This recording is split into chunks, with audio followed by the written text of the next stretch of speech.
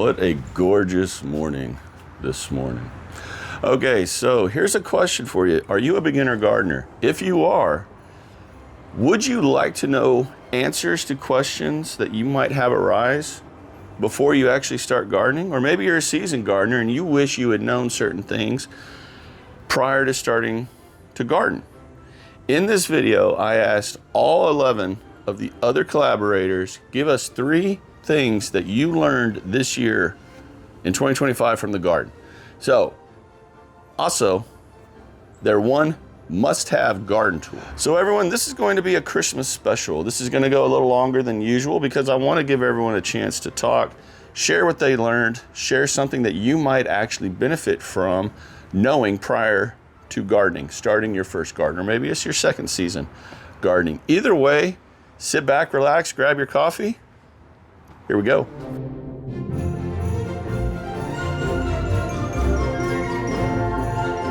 All right, so I said a minute ago how beautiful the garden is today. This morning is just a gorgeous morning, y'all.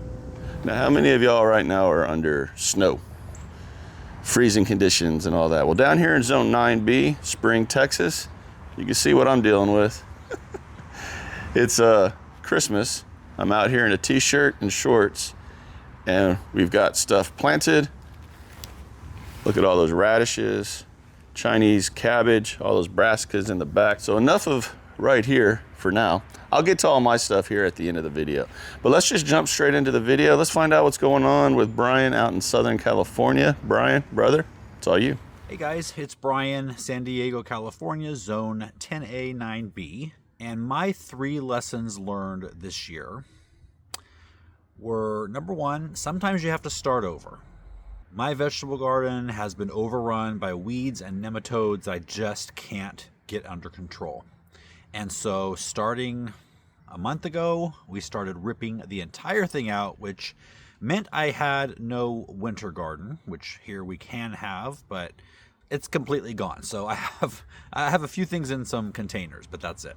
But in starting over, I have found a lot of inspiration because it was never the way I wanted it 100%, and now I get to redesign it with a little more time on my hands than I had when we first set it up. So sometimes you have to start over. That's number 1.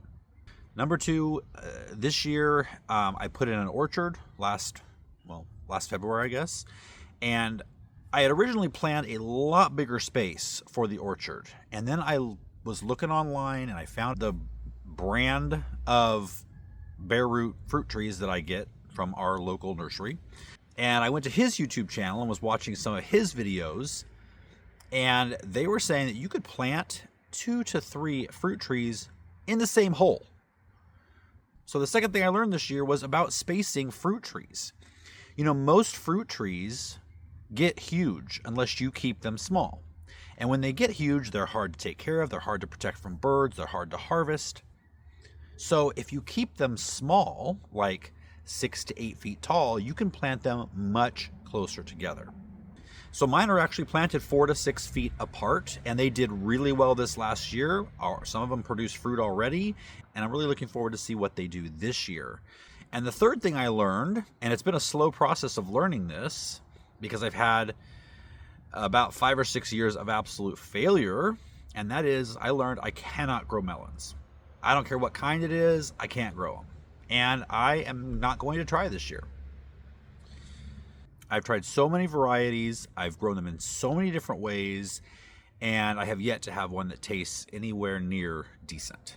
So those are the 3 things I learned this year. I'm also supposed to share my favorite garden tool. And this might be a cheat, I'm not sure. But my favorite garden tool, my hands. Now, obviously I use like shovels and rakes. I would say a hula hoe is my second favorite after my hands, but I usually do a lot of weed pulling and digging, and just with these hands. No gloves, can't stand gloves. I only wear them when I'm pruning like berries or roses or anything that's sharp. My third favorite tool, I actually used it on my asparagus this past week, and I have no idea what I did with it. And I can't even remember the name of it right now. I think it's Japanese. I don't know. I'll see you guys next time. All right, so Brian was talking about taking his beds out. What's funny to me about that is that he had the guts to go ahead and actually take out his beds. How many of us would not ever do that? We would just keep adjusting and trying to fix the beds that we have, the existing beds that we have, and going down that road. Now it's funny, I have root knot nematodes over in that bed, but I planted a bunch of mustard, which is supposed to help kill those nematodes. But what I'm doing right now, if you're wondering, I'm going to plant some spinach, some Vigo garden seeds. Didn't even know they made these. They had their own seeds. So plant a little spinach right here. You see this red one is a red spinach, but they didn't germinate very well. So I'm going to plant some more spinach because I am a spinach freak. Love them. And hopefully get some more spinach growing. So now, having said all that, let's move on. We are going to go ahead and look at this beautiful, beautiful zinnia right there. Volunteer plants, y'all. You can't beat them. Crazy, right? End of December and I'm planting crops from seed. Love it. It's the one good thing about growing in Zone 9B. So we can grow year round down here for the most part. All right, enough Chad. Let's go ahead and jump to where we want to go, y'all. Where we want to go? Come on, tell me. Let's go all the way down to southern Florida and check out what Dee's doing down there at the tip of Florida. So Dee, it's all you. I am not really like the rest of the guys and ladies in this club. Where everybody else is winding down, I'm amping up. So I had to think long and hard about what my garden taught me, because I'm not at the end of my season, I'm at the beginning. And I've got to say that overall, the biggest lesson that I got out of the garden this past growing season is that I have to plant my brassicas earlier. And when I say plant, I mean getting the seeds started. I had typically started my brassicas in October, and that kind of left me with 0 cabbages and very tattered collards. My broccoli barely produced. Cauliflower I'm not a big fan of, but I do grow it because my kids love it. We just have too iffy of a growing season to wait until October to start the seeds. I've got to get those seeds in and up in size long before November. The heat came in like a vengeance and wiped them all out. I got no cabbage, and that was very disappointing. This season, because I started my brassicas much earlier, my cabbages are already heading. And to have cabbage heading at the end of December, I cannot wait for harvest day. Another thing that I learned in this past growing season is that grow bags can be overwatered. It's typically said that, oh, because it's constantly draining, doesn't have any possible way to hold water, that it will not be overwatered. In our hot and humid environment, grow bags definitely can and did get overwatered in my garden. I lost about 20% of my potatoes because of overwatering. I found a lot of rotten potatoes, guys. The last and probably the most critical thing that I learned this past growing season is that I gotta keep my green stalks on drip irrigation. I started using green stalks about 3 years ago, and I have increased my green stalk number to 22, 23 now that we've gotten our wonderful mystery boxes. It's just too much to try to keep them hydrated and on a regular schedule with my work schedule. Sometimes I can't get out to water them on time.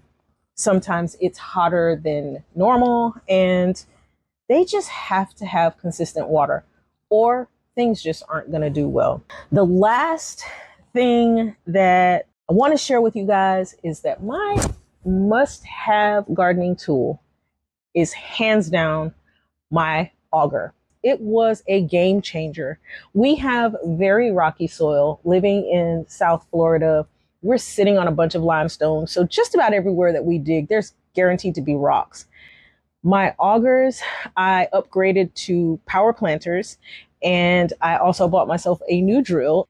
Guys, if you don't have an auger, especially if you're dealing with rocky soil, you've got to invest in one. You'll never regret it. I can't wait to see what 2026 brings. Hope you guys have a happy holiday. See you soon. Now, one really cool thing about what Dee's zone is, I mean, y'all notice she said that most of us are ramping down and she's ramping up because her growing season actually began like a month and a half ago, 2 months ago, when the heat subsided. So that's one of the cool things about this video is we can see what everyone's doing around the country at the same time. And for me, I take solace in that because I'm also still growing. I have not ramped down. Like you're about to see the next bunch of collaborators, they're not growing right now because of snow and all that stuff. I obviously don't have that here. Now, January of this year, this is how the garden looked right here. We were under 4 inches of snow, y'all. So it does snow here. Very rarely, though. So yeah, that was cool about D. Now, let's jump straight north, straight along the East Coast, all the way up to Massachusetts. I'm sure I said that wrong because I can never say that word. But Rick, brother, it's all you. Hey friends, my name is Rick, and welcome to my Cape Cod life, and welcome to the Coast to Coast Collaborative.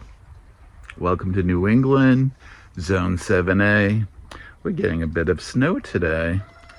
You can hear my chickens. I'm going to go check on them. And then we're going to talk about 3 things that the garden has taught me this year. And we're going to talk about my favorite gardening tool.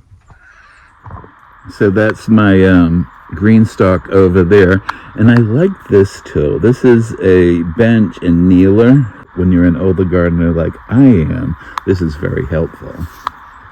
I mean, snow is pretty, especially around Christmas time.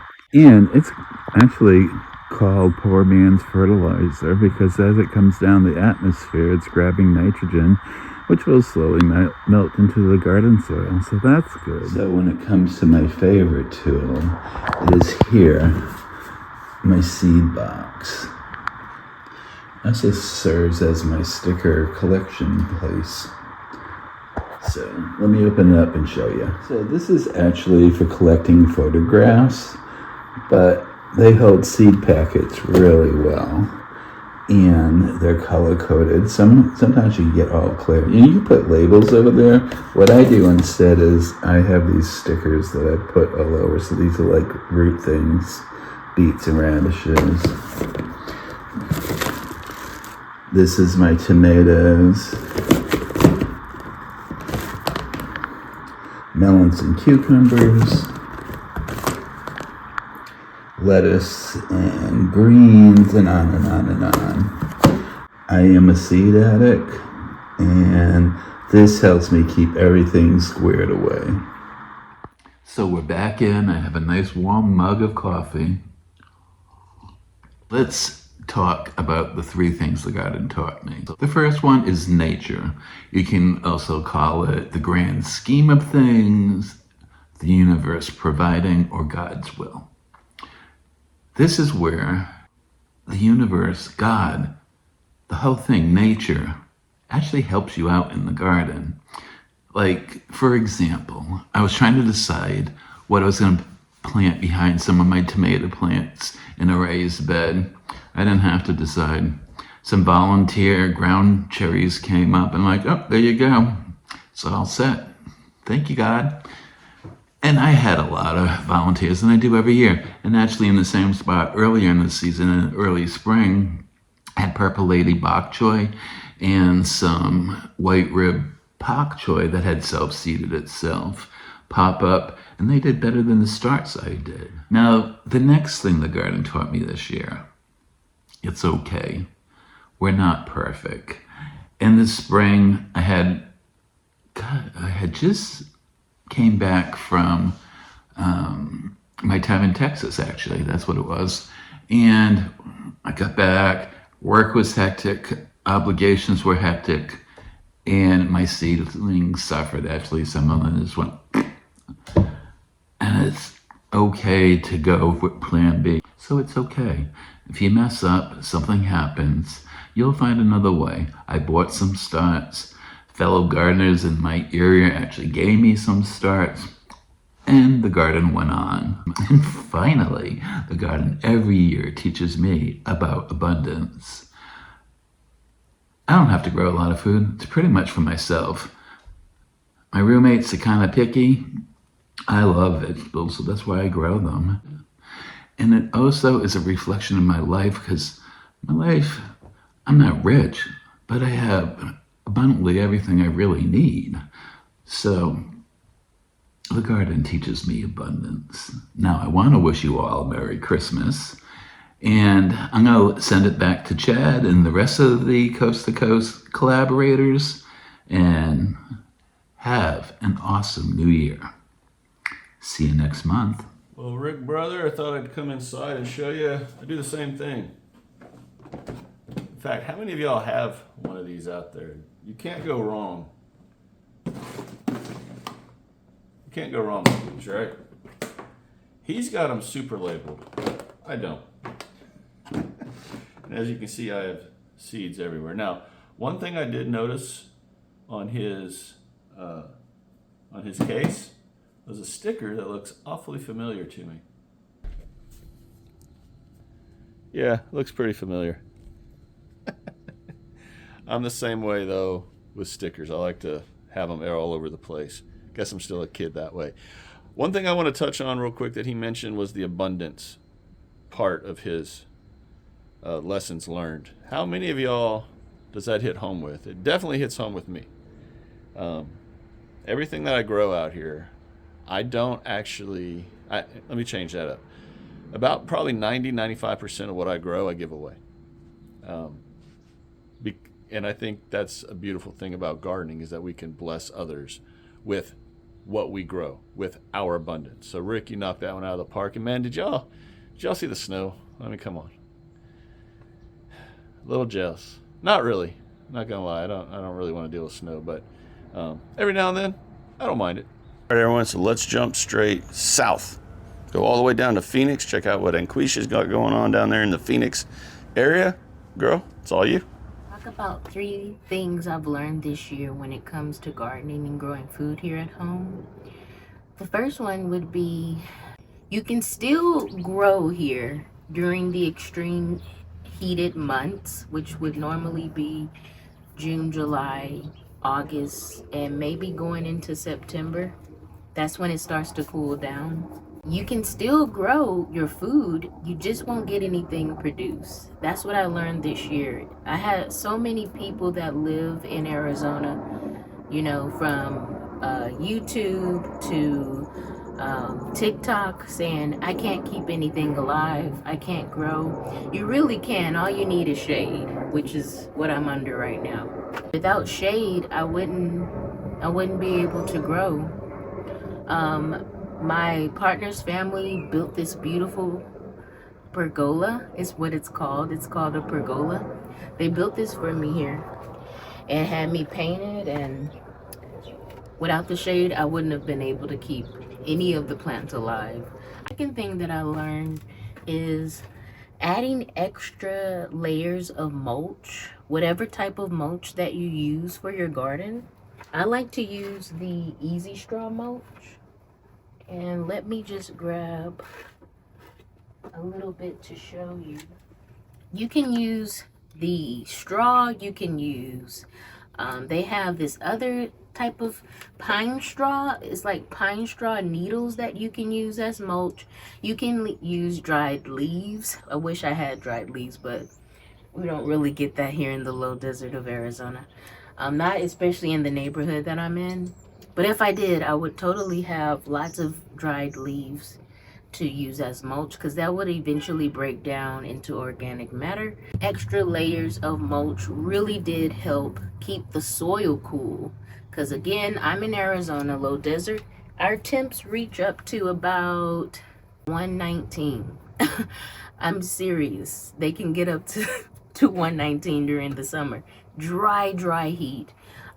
With the monsoon dust storms happening, that sometimes can bring in cooler weather for us during monsoon season, but still it's going to bring in humidity, and it's going to feel hotter too with the humidity. But this saved me this year. I was just really worried. The shade and adding the extra layers of mulch really did help.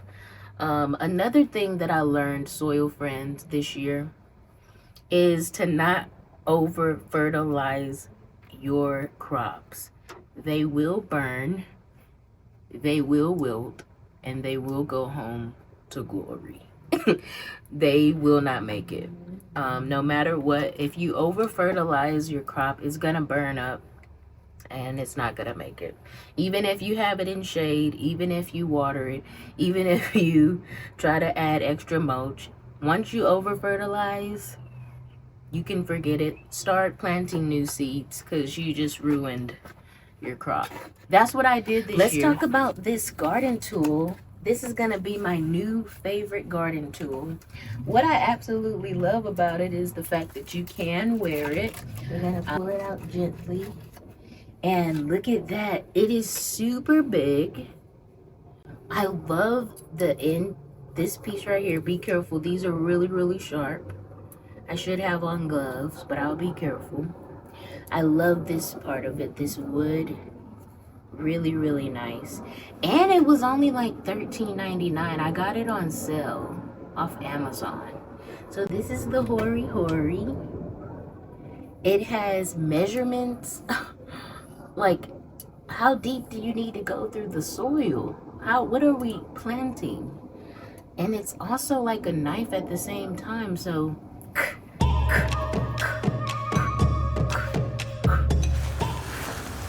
All right, so Anquishia brought up mulching. Funny, it's literally what I was gonna do today. And the importance of mulching is exactly what she said. It helps in so many ways. It helps maintain a healthy temperature for your beds, especially if you're up north. It helps insulate those beds.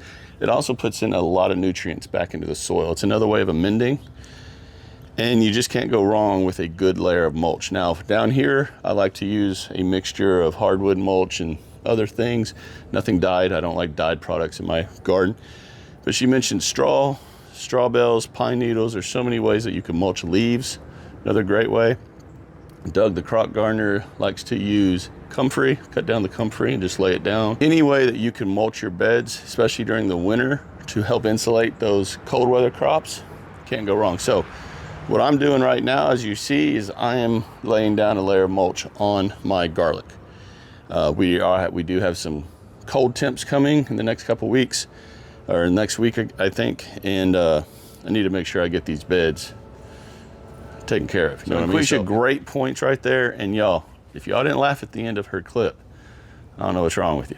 So now let's jump straight north of the border, up there to Amy, the Hobby Homestead, and see what she's got going on. I think, if I'm not mistaken, a bunch of us were having a conversation. So let's pick up with her right now. Amy, it's all you.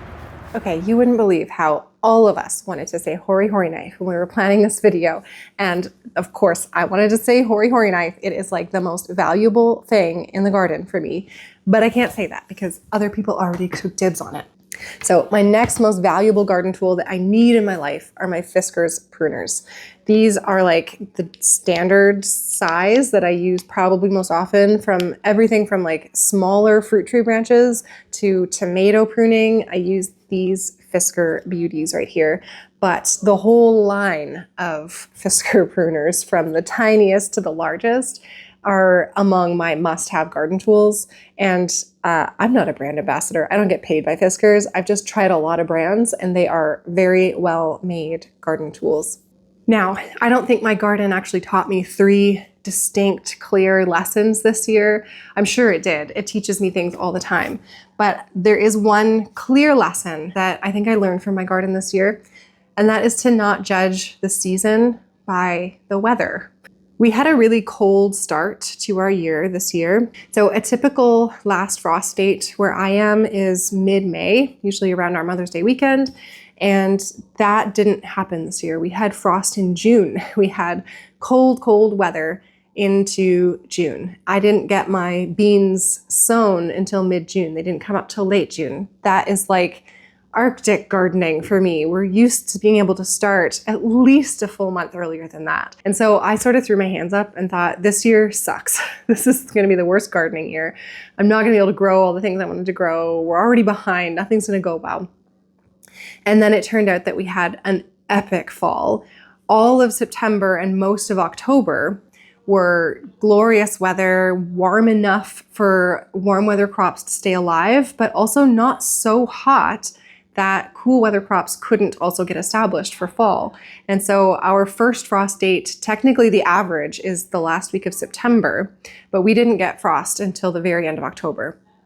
And I was harvesting tomatoes alongside cabbage, alongside spinach, and that never happens where I am. Our climate is it's very temperate in that we have a hot summer for the hot weather crops, for the melons and the tomatoes, and in that season, the cold weather crops really struggle. And then in the shoulder seasons, when it's cool, you don't have the warm weather crops yet or anymore, but then you're able to harvest the cooler weather crops. But this year, really, it made up for itself because that late summer and the whole fall were just so beautiful that way. And so there were a couple times I actually sat down in my garden and said to myself, I'm sorry for judging you for thinking that this was going to be a terrible year. Look what you've done. So that was my main lesson this year. The only one I can really put into clear words like that. Don't judge the season by its weather because it is so changeable and it ain't over till it's over. And I want to wish everybody a happy holidays. If you're celebrating holidays around this time of year, get cozy, have fun. I hope that you have good food and good family or friends, and that you are able to rest and feel rejuvenated for when the new year starts, which is like in April, right? Y'all check out these flowers. I cannot believe I have these right now in December. All right, so Amy brought up a really good point. She brought up the weather patterns, being unpredictable, and everything. And those are great points, especially if you're a new gardener. You have to be, this is what I always say, expect the unexpected, especially with weather. Now, you can Google your zip code, you could type in your zip code and get the weather patterns and all that for where you're at. But remember, Mother Nature changes. She's always gonna have things going different. Like right now, it's going to be 80 today where I am. Just crazy. Now, she brought up an important point. Fiskars.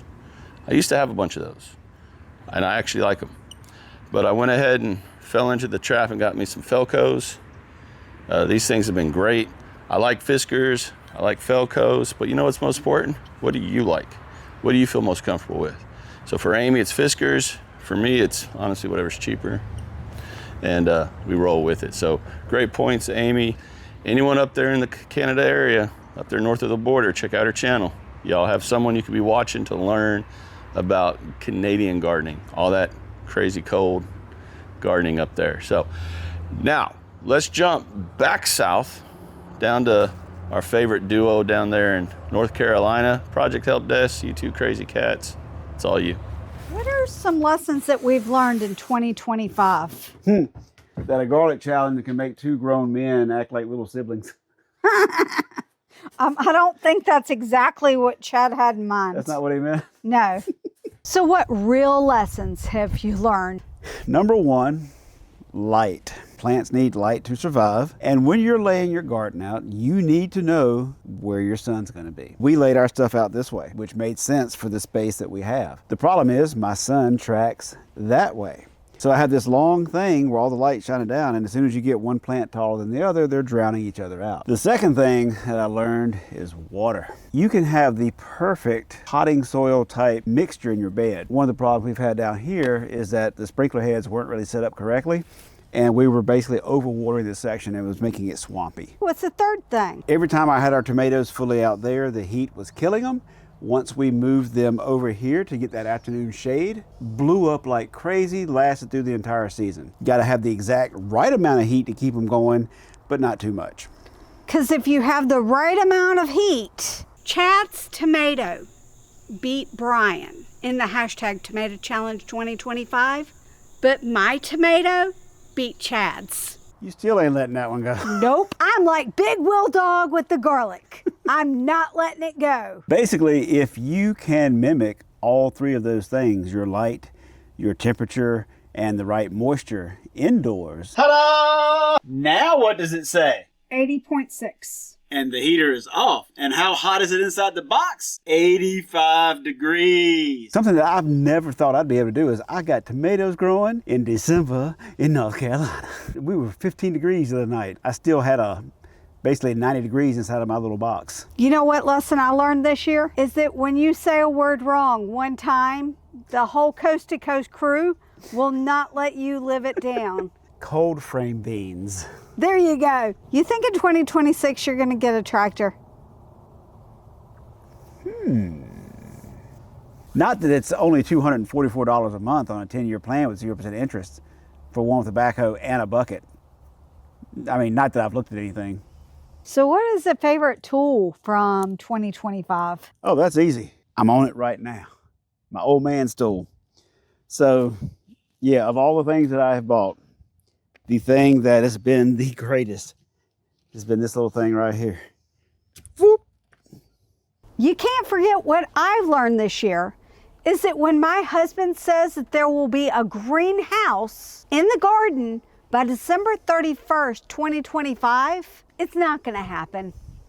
Let me guess, you get a tractor, I get a greenhouse? Ooh, is that an option? No. Okay, so seriously, were y'all laughing? They called out Doug and Will, loved it. The two of them kind of bicker like siblings. I get Will being upset. I mean, Doug kind of did cheat a little bit. Just saying. Just saying. I'm also just kidding. He won fair and square. Will, just get over it, bro. I got over her beating me in the tomato challenge. It's all good. Serious note, they talked about a lot of really good, important things, especially for beginner gardeners, y'all.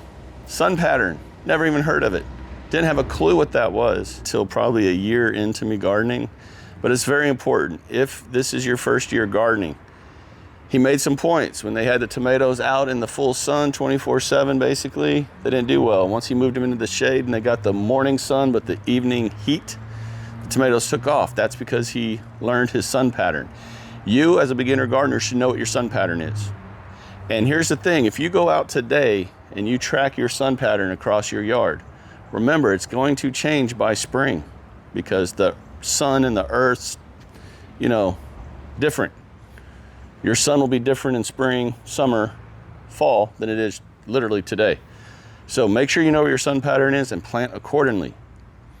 Just like Anquishia mentioned, shade. Shade is important for certain crops in the summer, especially when it's really, really hot. You want them to get morning sun, majority of plants, morning sun, and evening heat, evening shade. So great points right there.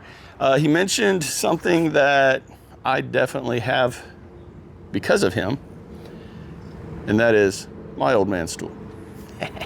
Okay, great points from Project Help Desk as always. Their banter and humor on point, loved it. Now let's jump just a little bit northwest of them, hit Big Will Dog, 82 in the soil up there in Indianapolis. Big Will, it's all you, brother. Hey guys, it's your boy Big Will Dog 82 in the soil, and welcome back for December's Coast to Coast. Something that I acquired thanks to a certain Marine that we all know, and that was Hori Hori. Now, my initial Hori Hori was a K-bar, which is a Bowie knife, if you don't know what a K-bar is. I think it did the job just fine, but apparently it's the wrong tool for the job. So now, hey, here we go. Never mind that. Don't mind that. My planner is where I keep all my notes from where you know, how things are growing, when I planted, when I harvested, when I fed my worm bin and everything I've done with, as far as maintenance for that goes. And it also helps me keep track of the videos that I've done and what topics I've done already and the ones I want to do in the future. All comes down to this, and my phone too. I do utilize the notes app in my phone, but the two go hand in hand. So there you go.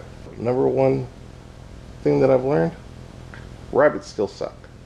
Yes, they suck. The birds suck. Most of the critters that raid our gardens suck.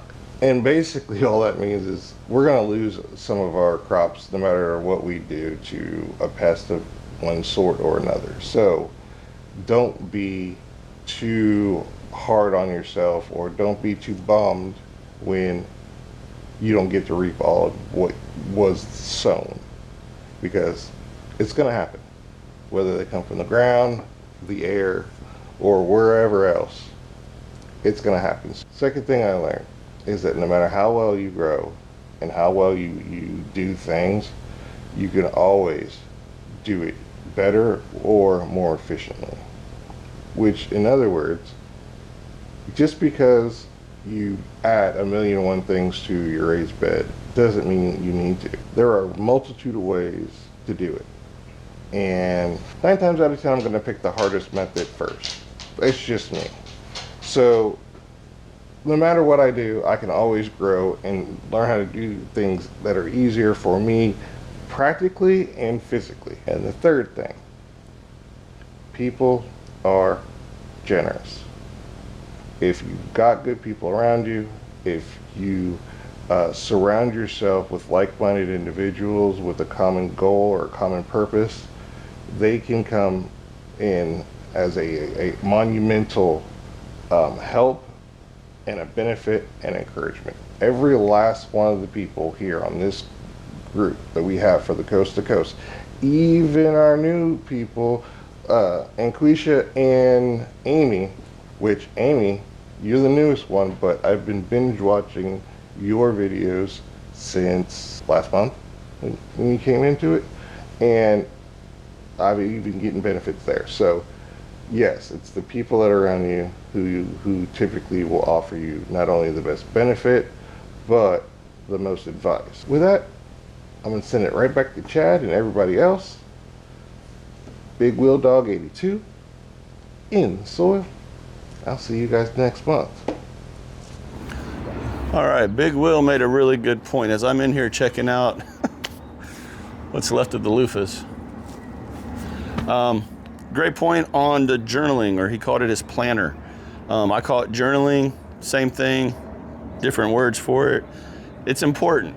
I have preached journaling for a couple years, and you know what I don't do when it comes to journaling? Yeah, I don't journal. I should journal. I should, because there are times I want to go back and be like, man, when did I plant this? What is it that I planted? What is this crop? What were those seeds again that I bought?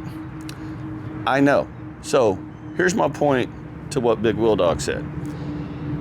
If you're brand new to gardening, get used to journaling. Get used to journaling. It will help you. I promise. Maybe one day I'll take my own advice and actually do it. But I kind of use these videos as my journaling, so I'm kind of doing it. And then I want to finish up with the community point that he brought up, which is funny because somebody else feels kind of the same as him. But we'll get into that later. As always, great points, Will. Let's jump down to Louisiana. Check out my two brothers down there, Del and Chuck, OSKG, Old Southern Kitchen and Garden. Y'all, what'd y'all learn? Howdy, y'all. Dale here from OSKG, and for this month's Coast to Coast, we are going to be telling 3 things we learned in the garden this year. First, let me start by saying, down here in Louisiana, we basically have 2 seasons. We have winter and we have summer. So what I jokingly refer to as us having a second summer. So basically, winter is January and February. By March, it's already hot down here, and we're already well into planting stuff. So I call from March to June, first summer, and July to November, second summer. So December is kind of a floater month. So anyway, where I'm going with this is this past year, for the first time since we've been gardening, we gave up after first summer. I mean, work was so crazy busy for me and all this stuff that I haven't done anything in the garden since probably June. So I didn't really learn a lot this year. But so I'm going to go with one thing I learned this year. But first, I'm starting seeds. I've started a bunch of onion seeds. So let me get this out of my lap before I spill it. Now, the one thing I learned this year was learned by accident, I guess you'd say. Right outside of the garden this year, we decided to have a second little garden of brassicas. Down here in Louisiana, pests are horrible. Our garden is always, we're always fighting the pests and doing everything we can to be able to get the produce that we grow for us and not the pests. So this year, in that little garden that we set up outside the garden, the bed, we planted kale. Kale is not something either of the two of us eat, but it's a free pack that I got from one of the seed companies. So I just put it out there with the brassicas just to grow it, the lettuce, the bok choy, the stuff like that. This year was the first year out of the 3 that we've had a garden that we had 0 pests. No more squash bugs, no more bugs all over our tomatoes. It was just like pest free. But the kale that was planted outside of our garden was demolished. So I think every pest that came to our garden, and I don't think it's going to be a 1-year thing, but I'm trying it again in 2026, demolished the kale, but did not come in our garden. So I don't know if kale is technically a trap crop, as they call it, the crop that's going to draw all the bugs to make your other crops more successful. But that's the one thing that I've learned, at least here in Louisiana, in the OSKG garden.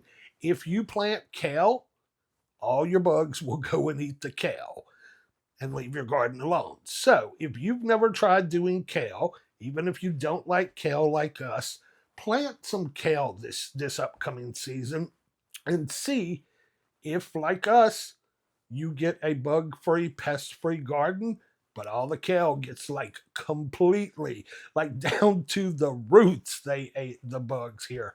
Love that kale. So that is our one thing this year we learned. So our next thing in the video, at least for me, in filming this, since I only gave you one thing I learned, is our favorite garden tool of the year. This is, let me see how to say, I want to get my phone to give you the exact name, and I'm going to have Chuck put pictures up here and stuff. He's behind the camera. Say hello, Chuck. Hey, guys. And this tool is called, it's called the Hoe Garden Tool. I think it's actually called Doncel, whatever that is, Hoe Garden Tool. And as you can see from the pictures, it's a big thing similar to a rake, but y'all, this thing is so awesome for weeding, especially if you have a bad back and don't like bending over or don't like getting down on your hands and knees.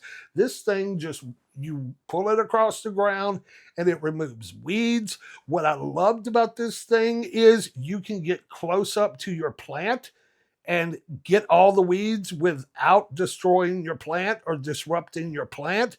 This thing, I did not discover that this year. I got it last year and I used it all last year, and I used it for the few months we were gardening this year. But this thing has really become my go-to garden tool. It's the one thing that I can't do without out there in the garden. And we did get this from Amazon.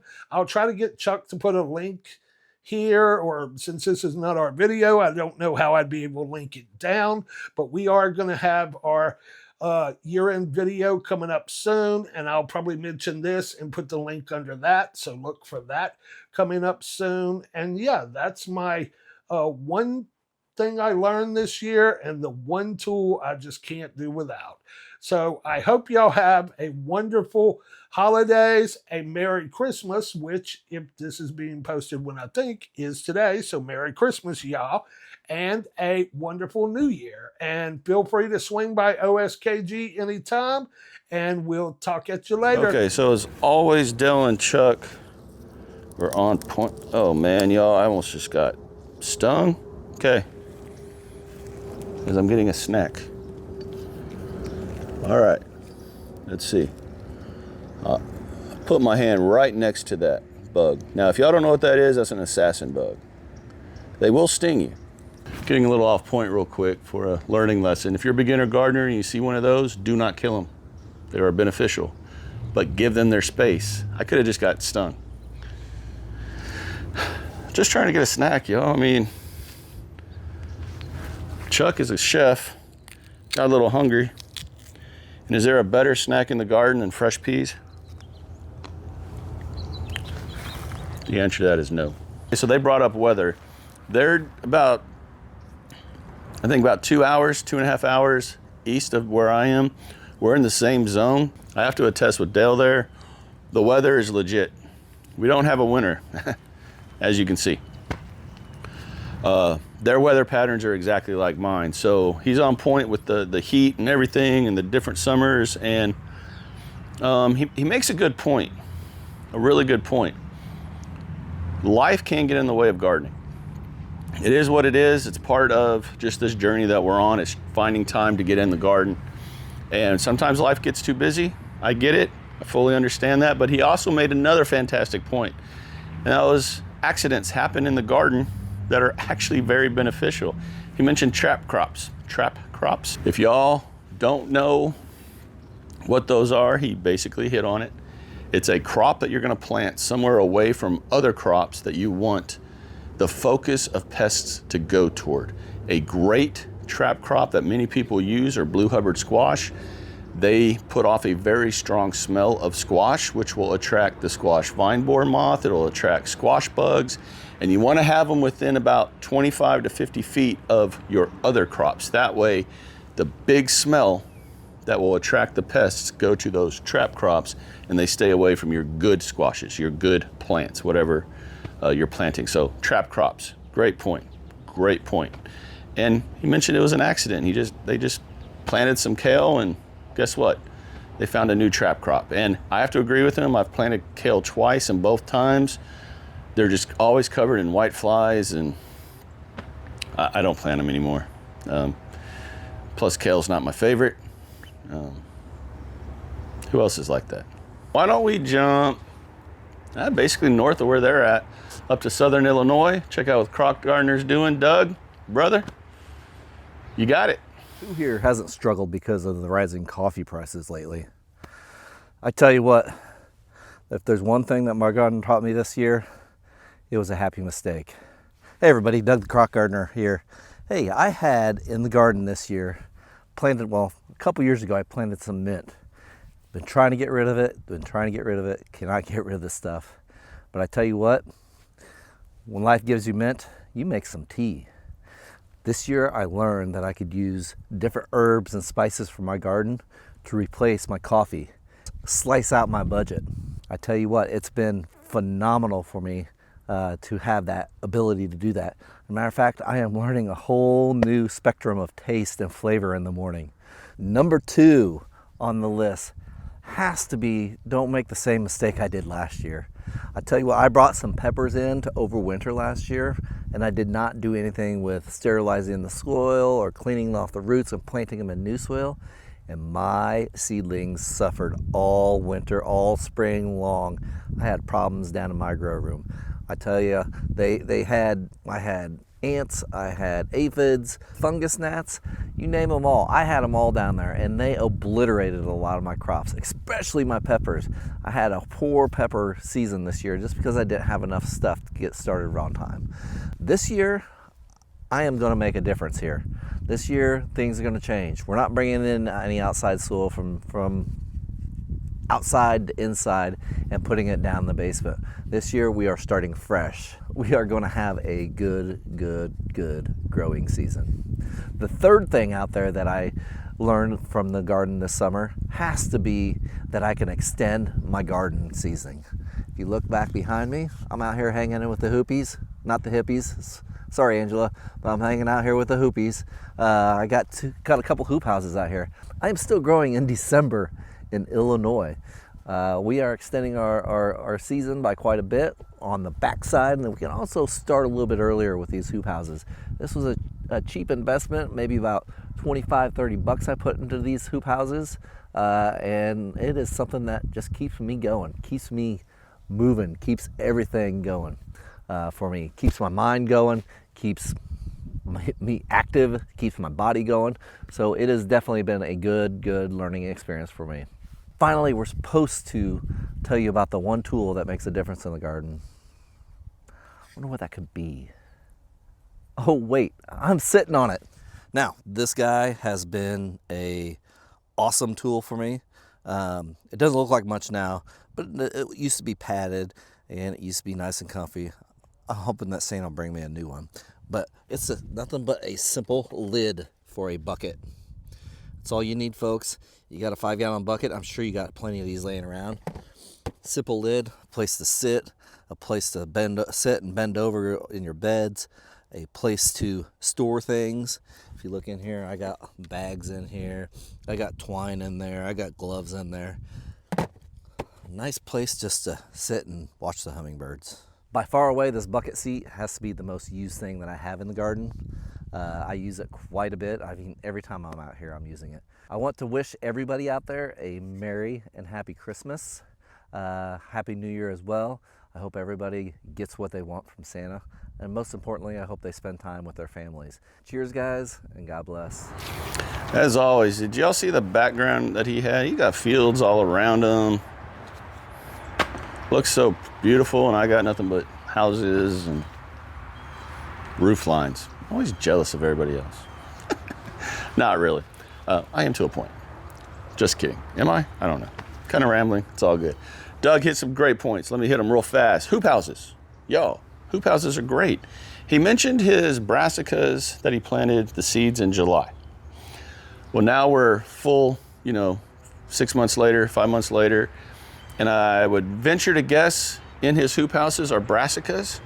The hoop houses is a great idea for anyone up north. If you watch a lot of northern gardening channels, one that pops to mind real quick is the gardening channel, James Prigioni. He has videos on making hoop houses. In fact, that was the first time I ever even heard of a hoop house because I'm down in the South. We don't need them. Honestly, we don't need them. I don't need them. Let me just put it that way. You might be somewhere in the South and do need them. I don't. But hoop houses are a great idea. Doug had a winter gardening series last year that you can go check out on his channel. Again, hit him up. And he mentioned mint. I hate mint. I think my mint has finally died. It took 5 years for it to have died in my garden. I do not like mint in the garden. It is absolutely a pervasive weed, and it just drives me freaking nuts having it in the garden. I should have never planted it in the garden, but again, I didn't know when I first started gardening. It is what it is. But let me show you the rest of this fence line right here. Got a lot of brassicas down there. This is what I've got going along the fence line here. A lot of brassicas, y'all. Got Brussels sprouts, cabbages, kales, or not kales, I'm sorry. What's the other one I've got growing? Cauliflower. Also got a daikon. That's a daikon radish right there. But this one right here, look at that. Look at that beast. Looking behind me at the fence line.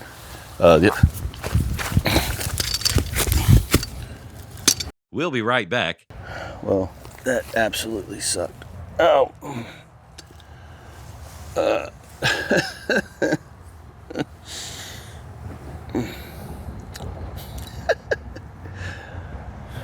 Yeah, that was not fun. So what tripped me? Yeah. Okay. I should probably know where I have my tools, right? Okay. So like I was saying, I got more brassica. Let me walk forward so I see what I'm doing. Got more brassicas down here, but yeah, I think I'm gonna go sit down for a minute. That did not feel good, y'all. Here's what we're gonna do. We're gonna jump down to Florida, down to Destin, Florida. Bow tie. Take it away while I go find somewhere to sit.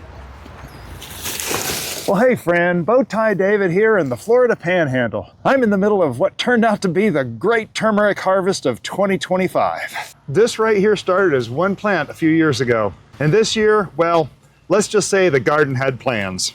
This month, the Coast to Coast crew is sharing 3 things we learned from the garden this year, along with 1 tool we'd recommend to just about anyone. And looking back over this season, I realized the garden didn't teach me about how to grow plants. It taught me how to grow smarter, slower, and with a little more intention. Lesson number 1 was a simple one, but a good one. I've been growing okra for a few years now, Hill Country Red. And when it's happy, it grows like it's trying to reach orbit. I had plants hit 17 feet tall. The problem is, around here, wind has opinions. So every year I'd watch it blow over, lean, fall down, and then fight its way back up again. This year, I tried the Florida weave for the first time. Not just on okra, on anything.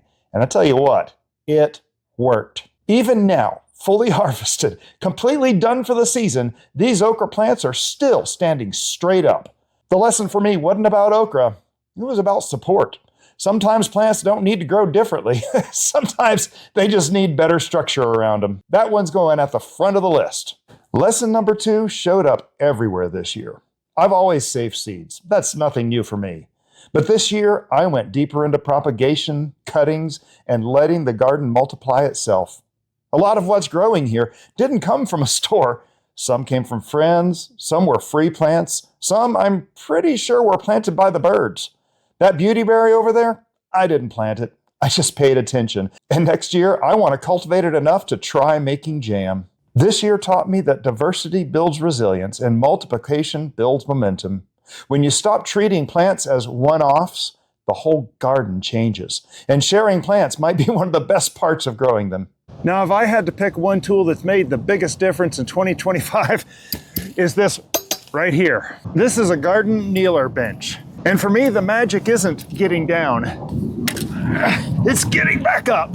I'm turning 60 next week, and sometimes standing up is the hard part. These handles give me leverage and stability. It flips into a seat too, though I mostly use it as a kneeler. The padding's comfortable, it's sturdy, and it lets me work longer without paying for it later. This is the upgraded version, and it's available through the Bowtie Life Amazon storefront. Gardening isn't just about caring for plants. It's about caring for the gardener too. And lesson number 3 is what you're seeing right here. I started growing turmeric 4 years ago with 1 plant. Each year I saved some, replanted it, and let it grow some more. This year, turmeric became the theme of the garden. We're looking at a harvest that should go over 40 pounds. The lesson wasn't just about turmeric. It was about what happens when you make one good decision and repeat it patiently. Small beginnings, consistent care, time doing the heavy lifting. And next year, we're not stopping. I'll be replanting from what we've grown, experimenting with rows and seeing just how far we can go. Let's see what happens. So this year, the garden taught me 3 things. Support what wants to grow, multiply what works, and let patience compound. And if there's one thing I hope people take away from this is your garden doesn't have to be perfect. It just has to be yours. Thanks to Chad and the whole Coast to Coast crew. I'm grateful for you all. Have a blessed day. Okay, so with Bowtie, what I want to really talk about are a couple things. He mentioned the Florida weave. Y'all, I actually stood right there where he was cutting those okras, which I'm showing right here, and saw his Florida weave firsthand when I was there in July and I met him. That Florida weave apparently is the bomb. I need to come up with a Texas weave. I don't think I can have a Florida weave here in Texas. I'll do something to make it a text. I'm just kidding, yo. That thing absolutely works well, and I have the same issue when I have okra growing. They're always falling over from the weather. So, good point on the Texas weave, on the Florida weave. He mentioned propagation. That is something I planned on doing last year, a lot of, and I didn't. I do plan on doing it a lot more this coming year. And again, when I was there, I helped him propagate a citronella, I believe it was. Dave, correct me if I'm wrong in the comments. And that citronella basically kicked my butt. It's kind of funny. Just couldn't break it off. Totally funny. Did y'all notice the important thing that he said? His birthday, his 60th birthday is this week. So, bow tie. Happy birthday, brother. Hope you have just an amazing birthday. It's a big one, 60. Good to go. You don't look a day over 59. Just kidding with you, man. On behalf of the entire C2C crew, I wish you an absolutely amazing happy birthday. Let's finish up with Angela up there in Oregon. Hippie Chick, take it away. Hey y'all, welcome back to the Pacific Northwest Hippie Chick Homestead. It has been a crazy couple weeks here. We've had an incredible amount of rain. Our rain usually comes in drizzly, dreary looking mist, but it's been solid rain. We've had mudslides, flooding, trees down, roads closed, you name it. It's just been a little bit wild out there. But today, an amazing thing happened. The sun came out. It's been shining all day. Although we've had some clouds go by, they haven't dumped any rain on us. So I feel like it's a whole new beginning. And that's kind of a lesson that I learned in the garden this year. Every day is a new beginning. I can't control the weather. So I have to take what God provides and what he gives me and work with it.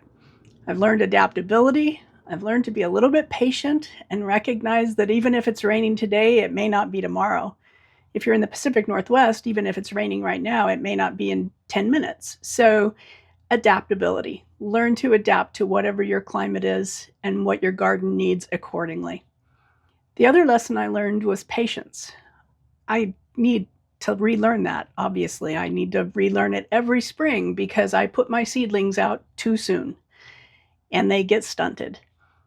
Every year we get a little dose of sun and summer type weather, and I rush out there with my seedlings and get them in the ground, and then we get a cold snap. It happens every year, and you'd think I would have learned by now, but apparently not, because I do it every year.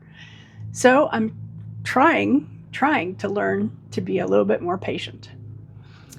So the other question Chad asked was, what are your favorite garden tools? And there are so many that I feel like I couldn't garden without, but the number one tool that I use every single day in the garden is my Hori Hori. This thing is just a remarkable tool. I feel like I should be saying, my name is Inigo Montoya, you killed my garden plants. But honestly, this thing is incredible. It slices, it dices, it does it all. So for me, the Hori Hori, I feel like Edward Scissorhands out there with a Hori Hori in both hands just going crazy on my plants.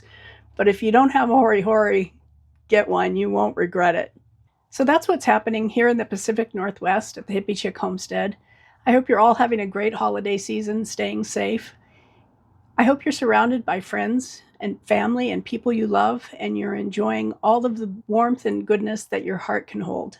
Take care, y'all. Angela, as always, great points. The patience one is something that I absolutely need also, which I talk about here in a minute.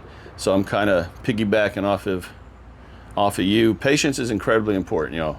Especially beginner gardeners. We want to hit the ground running. We've got all these dreams and thoughts and everything going through our heads, how our gardens are going to look, how we're going to feed the entire world, how we're going to have the biggest tomato on the block and show up, the seasoned gardener down the street who's always bragging about her giant tomatoes. Well, we're going to put her in her place. We all get it. We've all been there. But patience is incredibly important, especially if you're spent all winter growing your seeds inside and you're just anxious to get them outside. You don't want them to die because you didn't harden them off correctly. You got them out too soon. So great points, Angela. And you know what? I'm gonna go sit down. All right, y'all. So I think I'm done walking in the garden right now. That was not enjoyable. All right. What is my number one garden tool? Now, a garden tool could be anything. Y'all saw Brian, his favorite garden tool is his hands, which I get. I totally get it. I'm just right there with him. I don't really like wearing gloves very often. I said from the very beginning of this channel, one of the cool things about gardening is getting dirt in your nails, especially getting kids out there, because what kid doesn't like to get a little dirty, you know what I mean? So I don't mind getting dirt in my nails, not at all. But my favorite garden tool, a must-have, might actually shock y'all. I don't think it's probably thought of very often as a garden tool, but without this thing, y'all, I definitely could not have moved all this material back here, move all the bags that I'm always amending beds with back here, and that's just simply that gorilla cart right there. Now, I don't like wheelbarrows. I'm gonna be real. You gotta put strain on your back, and you gotta keep the balance. Forget a wheelbarrow. I want nothing to do with the wheelbarrow. The gorilla cart, to me, is the best thing. I love it. You can't go wrong with a good gorilla cart. I'm gonna be honest, I didn't really want to sit here and finish the video out sitting here, but my back is hurting, so I'm not moving right now. My 3 lessons learned in the garden from 2025. First and foremost, right off the bat, and I say this every year, y'all. This time of year, I will say what I'm about to say every single year. And every spring, I forget what I'm saying. I don't forget. Let's just be real. I just ignore what I said.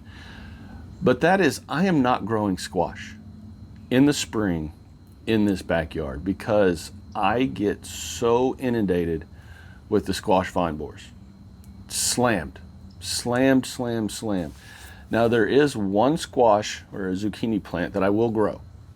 But all the squashes that I love to eat, the crooknecks, all the ones that when you go to the store you see, or the zucchinis, I'm just not going to grow them this year. I've learned my lesson. I'm not growing them in 2026. Like I said, the pest pressure is just too much. So I'm going to grow alternatives to squash that still taste like squash. So one of them is loofah. You can eat loofah when they're small, and they taste exactly like a squash plant. But they don't get hit with the pest pressure from the squash vine borers because the plant is a completely different type of plant. It's not hollow on the inside like squashes are, where those little grubs from the squash vine borer get in and destroy your plant from the inside out. So, one thing I definitely learned this year, like a big bat signal to the face, was just really simply, dude, just stop with the squashes in spring. I'll grow them in fall, but I'm not growing them anymore in spring. So that's number one. I said I was going to sit here. I don't really want to just sit here. What if we shift? So this isn't my number one favorite garden tool, of course, but I'll show you a close second.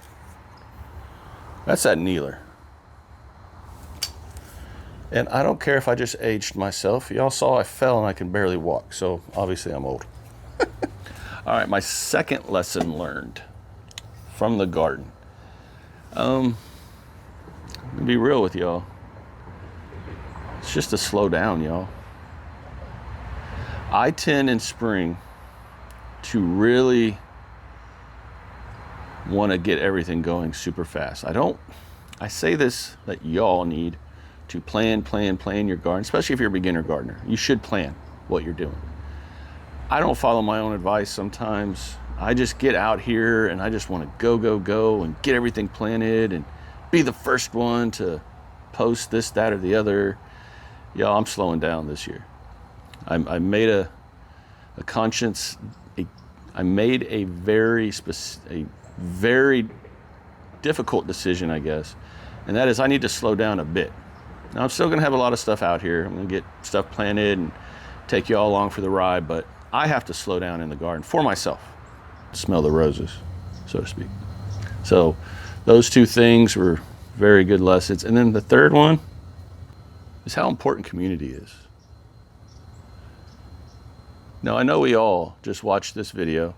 We watched all the collaborators talk about what they learned and their favorite garden tools. and all that and everything. And, you know, we all take gardening in different approaches. We learn different things from gardening that's important to us as people.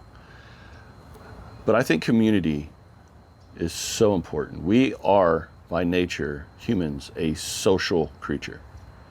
Isolation's not like our best suit. It's not our thing. Community is what we are all about. And having a gardening community, even if it's here on YouTube, is very important to me.